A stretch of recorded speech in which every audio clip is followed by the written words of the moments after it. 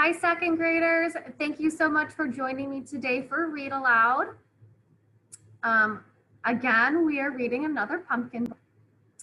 Our pumpkin book today is called Pumpkin Jack, written and illustrated by Will Hubble.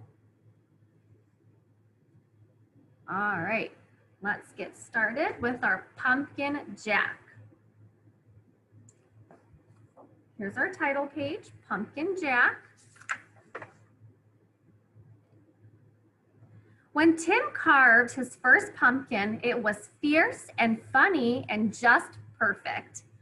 A jack-o'-lantern this good deserved a name, so Tim gave it one, Jack. Long after the best trick-or-treating candy was eaten, Tim still kept Jack. At night, when a candle made Jack's face dance on the wall and filled the dark with warm pumpkin smells, Tim felt Jack was almost magic, yet too soon the spell was broken. This pumpkin is beginning to rot, announced Mom. It's time to throw it out. Tim knew it was useless to argue. He carried Jack to the garden, which was filled with the brown ghosts of last summer's plants.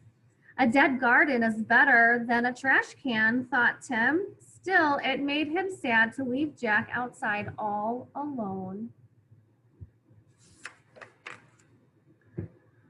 Whenever chores or play brought Tim to the garden, he looked at Jack. Every time Jack was different, he became wrinkled and his fierce smile began to look silly. Mold spread over Jack's bright orange skin. As the days turned colder, Jack grew flatter. Winter began. Soon Jack was hidden beneath snow and Tim forgot about him. The cold, heavy jacket days came, snowmen and sliding days, indoor days, Thanksgiving, Christmas, and Valentine's. When all these days had passed and the March winds melted the snow, Tim found Jack. There wasn't much left, just a faded and crumpled pumpkin skin, a stem, and a few seeds. Jack's Halloween magic was a distant memory now. Tim scraped a thin blanket of earth over the last bits of his pumpkin. Goodbye, Jack, he whispered. When spring turned barefoot warm, a tiny sprout appeared where Jack had been. Tim found it, and guess what it was?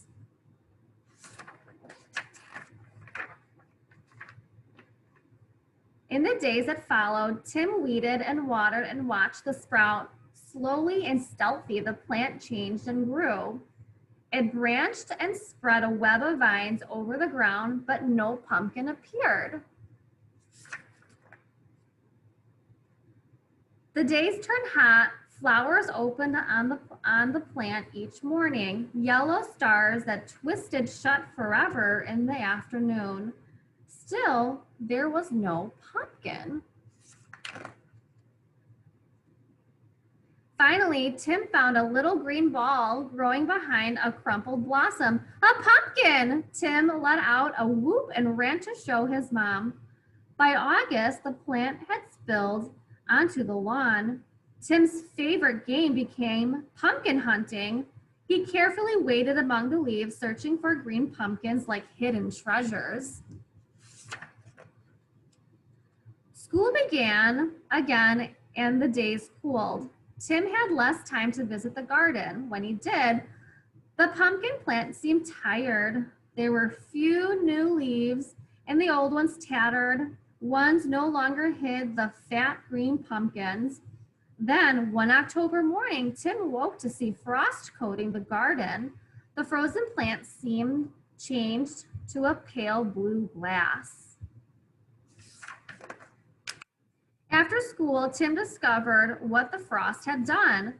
The pumpkin plant's leaves were as limp As wet paper, it was dying.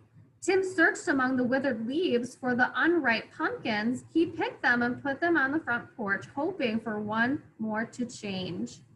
Wow, look at all the pumpkins he was able to harvest. By Halloween, the pumpkins had ripened to bright orange. There were many, for the plant had been generous. Tim was generous too. He gave away all but one. From jack-o'-lantern to seed to pumpkin again, the circle was almost complete. Now it was time for Tim to do his part. He gave his pumpkin a face. It smiled at him with a fierce and funny way. Tim smiled too and said, "Welcome back, Jack." The end. All right, friends, I hope that you enjoyed our pumpkin story again today. I will see you later. Bye.